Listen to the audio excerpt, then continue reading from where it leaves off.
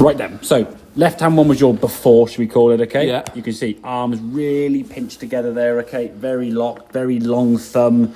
Very much. I'm going to try and keep my left arm straight mentality. Very much kind of rounded off in the head, keeping the head down. Unfortunately, in just a very sort of locked, restricted position. As a result, when we go back, you move way out of that circle. I mean, you've moved a good head width away from that position. So now to get back to the golf ball, you then got to lunge back. Now you can see you lunge back down enough, but have you gone back to where you started? Your head now is behind the ball. So you're now going to be in the ground somewhere back here. When you come to the golf ball, you're hitting up on the golf ball. So you top it, possibly catch the toe end of the golf club, it shoots off to the right.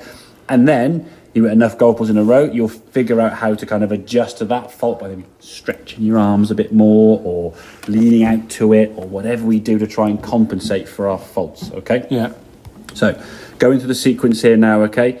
Left hand grip on there. We want to get a bit more kind of, you can see the difference in these grips here now, okay? So your left thumb is a little bit more, we call shorter. Your right hand looks a bit more kind of less grippy and palmy. The hands are kind of on the club a little bit more together. Again, we can see the top of the grip there with the left hand. The grip there is covered by the left hand because you're in that position. We said, holding it under the pad of the thumb there.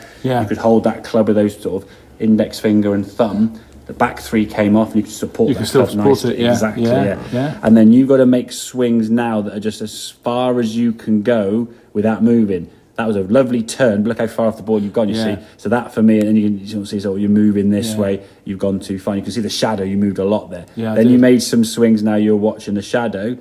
That's as far then as you're going to go. You can see as you get to about here, you're okay. I would say let those hips rotate as much as you can. That to me, at least you're kind of half the head's in the circle in that fraction, okay? And again, this is going to come through sort of just practice with that, like I say, using the phone or the sunshine or whatever, just get some reflections there, okay? Swinging back and through, okay? Then we go through this. Now the grip then went back a little bit to your old again. You can see there now, the top of the grip now is visible. Right, This is going to be habit. However, in fairness to you, you did redo it.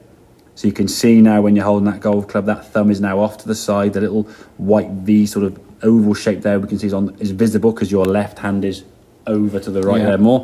Okay, then you put your hands on the grip there now. Your grip now goes back to being in that better position, okay? So once we get back to that eventual spot here, now that green circle, we're now going to rotate as much as you comfortably can, maintaining kind of the width within that swing and keep it in that circle, okay? And there's your backswing now.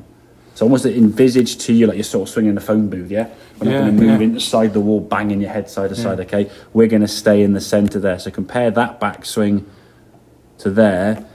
Personally, you've got more chance of coming back into that circle. At least half your head's in the circle. Of course, so now as we come back to the golf ball now, okay, there's impact. There's just before impact. There's impact. Oh, hang on, too fast for me now. There you go. So your head's sort of pretty much back in the circle back there. In the circle there, And then twisting through without, as we said, trying to keep your head down, without trying to keep your left arm straight, and without trying to slow it down. We just create speed, need to be loose, we need to hold the club in such a way that we can move our arms effectively and maintain that width. But you trying to keep your arm straight and you trying to keep your head down caused your arm to bend and your head to lift. And the harder you try to do it, the worse it got. Hence the reason why the best bit of advice that people get told, unfortunately, is, keep your head down, keep your arm straight. It's the worst thing you can do. It makes perfect sense. So many more issues, and actually it causes your arm to bend more and your head to change position. Now your head's not lifting there, but your body's moving and the head is attached to the body. So there's no physical way your head could suddenly end up in here with that body movement, is it? No. It's impossible. It's a contortionist. So that locked down here, locked arm, pinching the arms together. I must keep the striker. I've seen guys actually put a alignment to get their arm to try and keep it straight. I'm like, well, you're so locked now, and therefore you can't move. You can't move, So from a practice perspective, club in the living room, start at home, just have the club, again, move it like an orchestra. You can move it around. You don't want to be locking here and having to move the whole body to move that club.